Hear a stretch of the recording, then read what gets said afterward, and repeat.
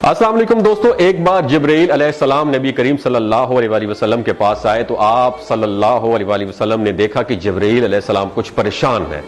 آپ صلی اللہ علیہ وسلم نے فرمایا، جبرائیل کیا معاملہ ہے کہ آج میں آپ کو غمزدہ دیکھ رہا ہوں؟ تو جبرائیل علیہ السلام نے عرض کی، اے محبوب، کل میں اللہ پاک کے حکم سے جہنم کا نظارہ کر کے آیا ہوں، اس کو دیکھنے سے مجھ پہ غم کے آثار نمودار ہو رہے ہیں۔ نبی کریم صلی اللہ علیہ وسلم نے فرمایا کہ جبرائیل مجھے بھی جہنم کے حالات بتاؤ۔ جبرائیل نے عرض کی، جہنم کے کل 7 درجے ہیں اور ان میں سے جو سب سے نیچے والا درجہ ہے اللہ ان میں منافقوں کو رکھے گا۔ اس سے اوپر والے 6 درجے میں اللہ تعالیٰ مشرک لوگوں کو ڈالیں گے۔ اس سے اوپر 5ویں درجے میں اللہ سورج اور چاند کی پرستش کرنے والوں کو، عبادت کرنے والوں کو ڈالیں گے۔ 4تھے درجے میں اللہ پاک آتش پرست لوگوں کو ڈالیں گے، اور 3رے درجے میں اللہ پاک یہود کو ڈالیں گے۔ 2 درجے میں اللہ تعالیٰ عیسائیوں کو ڈالیں گے۔ یہ کہہ کر جبرائیل علیہ السلام خاموش ہو گئے تو نبی کریم صلی اللہ علیہ وسلم نے پوچھا، جبرائیل آپ خاموش کیوں ہو گئے؟ مجھے بتاؤ کہ پہلے درجے میں کون ہوگا؟ جبرائیل علیہ السلام نے عرض کیا کہ اے اللہ کے رسول، پہلے درجے میں اللہ پاک آپ کی امت کے گناہگاروں کو ڈالیں گے۔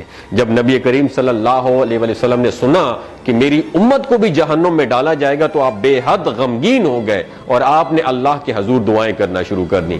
3 دن ایسے گزرے کہ اللہ کے محبوب مسجد میں نماز پڑھنے کے لیے تشریف لاتے، نماز پڑھ کر حجرے میں تشریف لے جاتے اور دروازہ بند کر کے اللہ کے حضور رو کر دعائیں فرماتے۔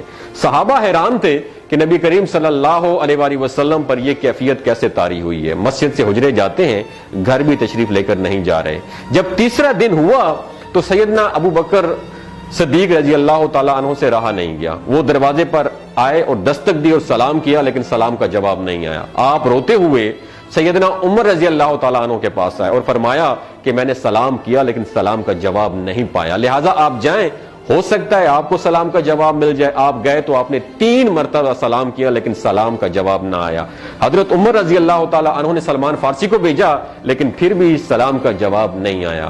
حضرت سلمان فارسی نے واقعے کا تذکرہ حضرت علی رضی اللہ تعالیٰ عنہ سے فرمایا۔ انہوں نے سوچا کہ جب اتنے عظیم شخصیت کو سلام کا جواب نہیں ملا تو مجھے بھی خود نہیں جانا چاہیے، بلکہ مجھے ان کی نور نظر بیٹی حضرت فاطمہ رضی اللہ تعالیٰ عنہا انہیں اندر بھیجنا چاہیے۔ لہٰذا آپ نے حضرت فاطمہ رضی اللہ تعالیٰ عنہا کو سب احوال بتا دیا۔ آپ حجرے کے دروازے پر آئیں، ابا جان السلام علیکم۔ بیٹی کی آواز سن کر محبوب کائنات اٹھے، دروازہ کھولا اور سلام کا جواب دیا۔ ابا جان، یہ آپ پر کیا کیفیت ہے کہ 3 دن سے آپ یہاں پہ تشریف فرما ہے؟ نبی کریم صلی اللہ علیہ وسلم نے فرمایا کہ جبرائیل نے مجھے آگاہ کیا ہے کہ میری امت بھی جہنم میں جائے گی۔ فاطمہ بیٹی، مجھے اپنی امت کے گناہگاروں کا غم کھائے جا رہا ہے اور میں اپنے مالک سے دعائیں کر رہا ہوں کہ اللہ ان کو معاف کر دے اور جہنم سے بری کر دے۔ اور یہ کہہ کر پھر آپ سجدے میں چلے گئے، رونا شروع کر دیا، یا اللہ میری امت کے گناہگاروں پر رحم کر، ان کو جہنم سے آزاد کر کے۔ اتنے میں حکم آ گیا، وَلَسَوْفَ يُعْطِيكَ رَبُّكَ فَتَرْضَىٰ، اے میرے محبوب غم نہ کر، میں تم کو اتنا عطا کروں گا کہ آپ راضی ہو جائیں گے۔ آپ خوشی سے کھل اٹھے اور فرمایا کہ لوگوں، اللہ نے مجھ سے وعدہ کر لیا ہے کہ روز قیامت مجھے میری امت کے معاملے میں خوب راضی کرے گا، اور میں اس وقت تک راضی نہیں ہوں گا جب تک میرا آخری امتی بھی جنت میں نہ چلا جائے۔ بولتے ہوئے آنکھوں سے آنسو آنا شروع ہو جاتے ہیں بندے کے، جب بندہ سوچتا ہے کہ ہمارا نبی صلی اللہ علیہ وسلم اتنا شفیق اور غم محسوس کرنے والا ہے اور بدلے میں ہم نے ان کو کیا دیا۔ آپ کا 1 سیکنڈ اس ویڈیو کو دوسرے لوگوں تک پہنچانے کا سورس ہے۔ میری آپ سے عاجزانہ اپیل ہے کہ لا حاصل اور بے مقصد پوسٹیں ہم شیئر کرتے رہتے ہیں، لیکن آج اپنے نبی کی رحمت کا یہ پہلو کہیں ہم سے مس نہ ہو جائے۔